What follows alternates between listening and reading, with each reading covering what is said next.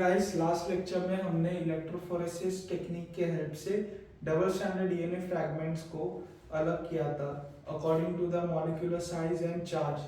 तो अभी हम सदर्न ब्लॉटिंग टेक्निक करेंगे। ये टेक्निक हम क्यों कर रहे हैं? ये इसीलिए हम ये टेक्निक करते हैं क्योंकि हमें अभी तक नहीं पता चला कि हमारा जीन ऑफ इंटरेस्ट इस सीक्वेंसेस में प्रेजेंट है या नहीं।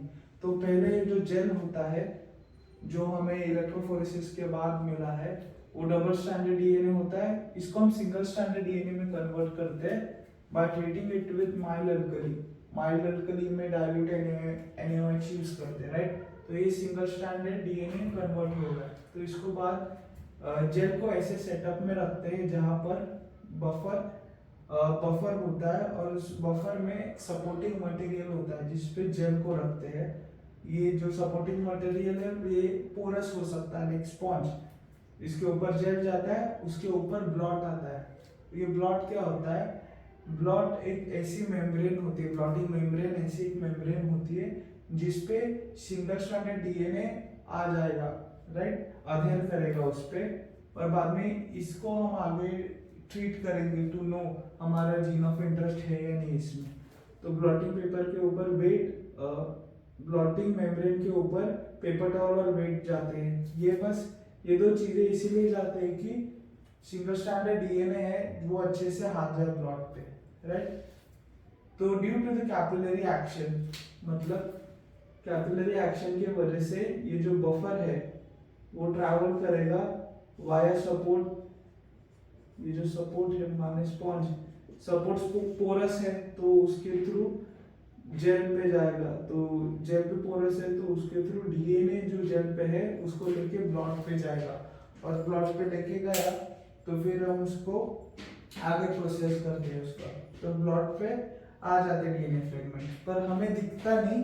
ये मैंने बस एक्सप्लेन करने के लिए बताया कि ऐसे ऐसे आ गए सारे फ्रैगमेंट्स, पर हमें इस स्टेज पे दिखता नहीं। तो हम फिर भी हमें पता कैसे चलता है अगर दिखता नहीं? तो ये वेट हो जाते हैं टॉवेल्स, इनमें मॉइस्चर कंटेंट बढ़ जाता है तो समझा कि अरे हाँ, अपना जो डीएनए है वो ब्लॉट पे आ गया है। तो बाद में हम फिक्सिंग करेंगे। फिक्सिंग कैसे करते हैं? फिक्सिंग हम यूवी रेज या फिर हीट की मदद से करते हैं। फिक्सिंग करने का यही कारण है कि ये जो डीएनए है वो अच्छे से अधेयर हो जाए ब्लॉट पे, राइट। तो इतना करने के बाद हम जो ब्लॉट है उसको ट्रीट करते हैं प्रोब्स के साथ। प्रोब्स ऐसे सीक्वेंसेस होते हैं जो कॉम्प्लीमेंट्री होते हैं अपने जीन ऑफ इंटरेस्ट से और वो अटैच होते हैं एक डिटेक्टर से। डिटेक्टर एक सिग्नल भेजेगा कि हाँ ये जीन ऑफ इंटरेस्ट प्रेजेंट है और ये जो सीक्वेंस है इसका काम अटैच होना है। ये जो कॉम्प्लीमेंट्री होता है वो अटैच होगा हमारे जीन ऑफ इंटरेस्ट से। अब ये कैसे?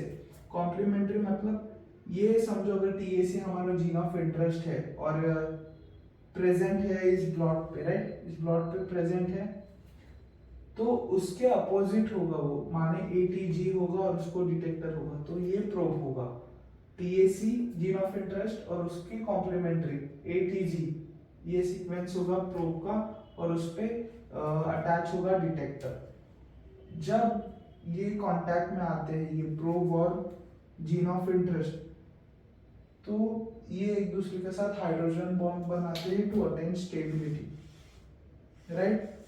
और जब अटैच हो जाते हैं, ये हाइब्रिडाइज हो जाते हैं, तब ये डिटेक्टर सिग्नल सेंड करता है। अब ये रेडियो एक्टिव भी हो सकता है डिटेक्टर, फ्लोरेसेंट हो सकता है या फिर एंजाइम लिंक्ड कोई भी डिटेक्टर हो सकता है। तो हमें एक सिग्नल समझ में आता है कि अपना जो जीन ऑफ इंटरेस्ट है वो प्रेजेंट होता है। तो हमें समझेगा कि हमारा जीन ऑफ इंटरेस्ट प्रेजेंट है। तो हम इसे ही आगे मल्टीप्लाई करेंगे, एम्पलीफाई करेंगे यूजिंग पीसीआर और बाद में हम यूज कर सकते हैं